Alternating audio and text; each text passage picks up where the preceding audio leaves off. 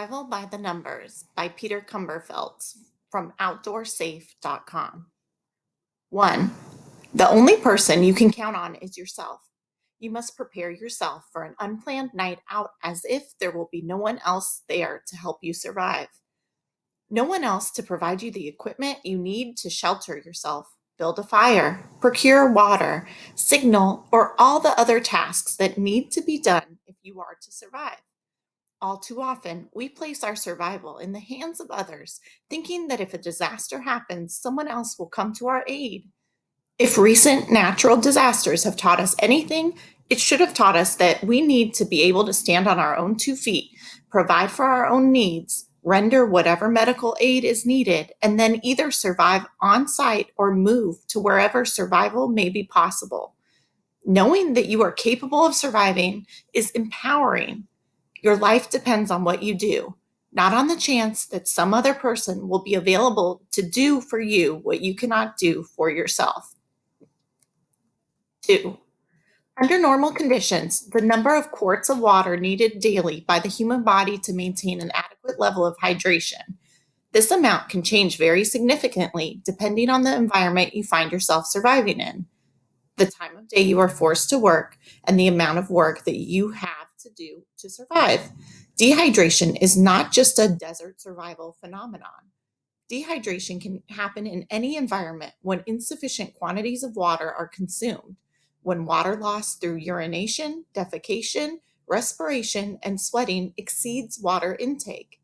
There is no magic quantity to drink to keep you hydrated. We are all different and we find ourselves in a wide variety of situations. Don't ration the water you have trying to make it last for many days. Drink what you need. It is better to have water in your stomach than it is to have water in your canteen. There have been many people over the years who have died with water still in their canteens. Conserve your water by minimizing your sweating. 3. To build a fire, you must ensure that the three elements of the fire triangle, oxygen, fuel, and a source of heat, are combined in appropriate amounts. All too often, when watching novice fire builders struggle to get a fire going, the fire triangle principle is totally forgotten. Usually, it is the lack of oxygen that is the problem. Rather than sit back and evaluate what the problem is, they will continue lighting match after match in hopes that one will work, never stopping to consider which part of the fire triangle is missing. When it's not working, don't waste your matches or other heat sources. Stop and identify what's causing the problem. Is the fuel thin enough and dry enough? Is the heat source hot enough to light the tinder? Is there enough oxygen reaching the point where the heat is being applied to the fuel? Identify the problem and then proceed. 4. As a crisis evolves, remember the 4 letters in the acronym STOP.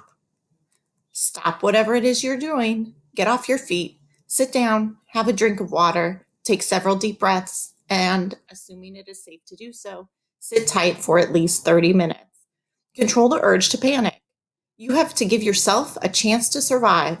Everybody is going to panic to one degree or another when confronted by a real or perceived life-threatening circumstances. Those people who have been in similar situations before will quickly recognize the situation for what it is and understand that while they are in trouble, it doesn't have to be a life-threatening situation, just an inconvenience to be handled. For the inexperienced, the consequences of panic can be fatal. Walking leads to walking faster, and then to running, and then running even faster. The victim will be quickly totally out of control, and then an accident, often resulting injury, will happen. Sit tight for 30 minutes and allow the adrenaline that has flooded through your system, putting you into fight or flight mode, to subside. And then you may find that you can think clearly again. Think about your situation as objectively as you can. Admit that you are in trouble. Think about what needs to be done to ensure your safety. Do you need to move to a safer area? Are there injuries that need to be taken care of? What are your priorities? Fire first or shelter? How much time do you have before it gets dark? Critically appraise your situation, then make good decisions. Observe the area you find yourself in.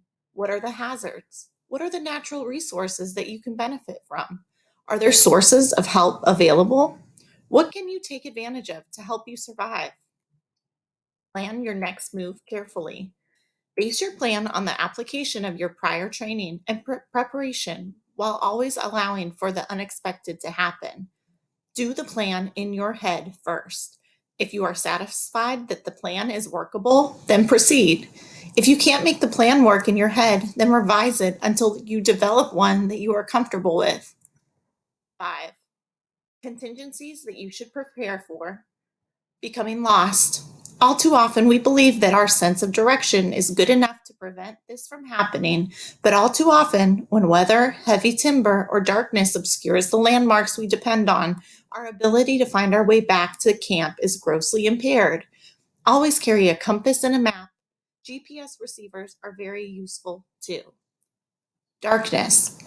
Modern man or woman doesn't do very well in the dark. With darkness comes the switch from seeing to hearing, and when we don't understand the noises coming from the dark, it gets downright scary. Sometimes scary enough to panic a person into moving when they should be holed up. If being out in the dark makes you apprehensive, identify what it is about the dark that you are afraid of. Is it the fear of being attacked by an animal? Is it nocturnal insects? What bothers you? How real are these threats? Get informed. Get with someone who can explain all the sounds you are hearing. You might find that you will come to enjoy the night hours. Stranded. Cars break down, horses buck off, ATVs topple over, ski bindings fail. The list is endless, but the results is the same. We find ourselves stuck a long way back in the wilderness, faced with a cold night out.